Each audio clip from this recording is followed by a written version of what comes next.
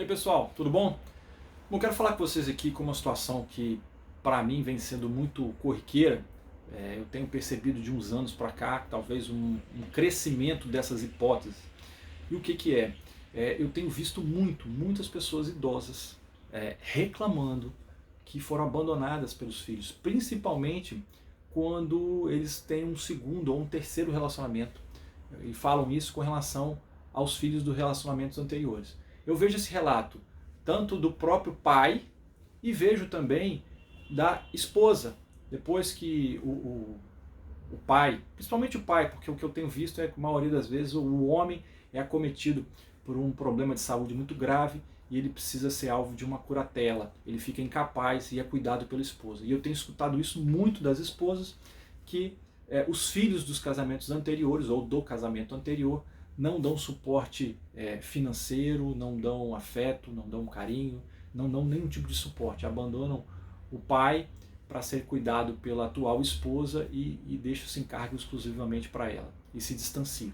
Então é uma reclamação que é feita pelo pai, ainda quanto são, e depois acaba sendo ratificada pela esposa depois que aquele pai se torna incapaz.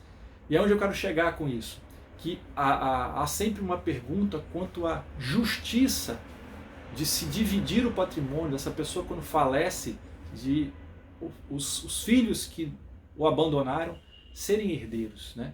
Um caso muito emblemático que a gente vê aí é o caso da Suzane Richthofen, que assassinou os pais e ela foi excluída da herança. Obviamente é uma situação muito clara essa, ela participou do homicídio dos pais. Mas há casos de abandono, né? Abandono afetivo, abandono material, e sempre surge essa discussão a respeito da justiça ou não desses filhos participarem da herança. E aí onde eu quero chegar com isso? Existem duas hipóteses aí em que os filhos perdem esse direito à herança. Ou melhor, não só os filhos, os herdeiros perdem o direito à herança.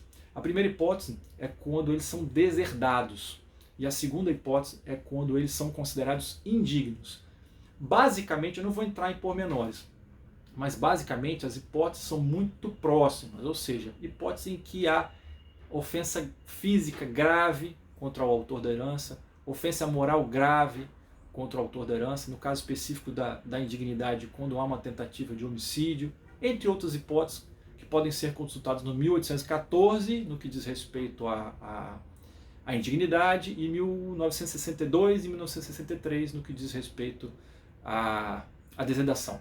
Mas a diferença básica desses dois institutos é o seguinte: a deserdação ela é praticada pelo autor da herança, ou seja, aquele pai ou aquela mãe, aquele cidadão que se sente agredido, ofendido e sente que tem herdeiros indignos, herdeiros que não fazem jus a essa herança por praticarem atos de ofensa ou física ou moral, enfim. Ele pode deserdar esses filhos num testamento. Ele pode ser feito. Então é um ato que é praticado pelo autor da herança, o ato da deserdação. Obviamente, ele só pode deserdar de acordo com as hipóteses legais que nós vamos tratar com detalhes agora. E com relação à indignidade, ela pode ser declarada, ela é declarada numa ação judicial. Essa ação judicial, o juiz analisa se as hipóteses do 1814 aconteceram, ou seja, tentativa de homicídio ou participação na tentativa de homicídio, injúria grave, calúnia, enfim. Se essas hipóteses aconteceram, existe uma ação judicial em que vai se declarar a indignidade.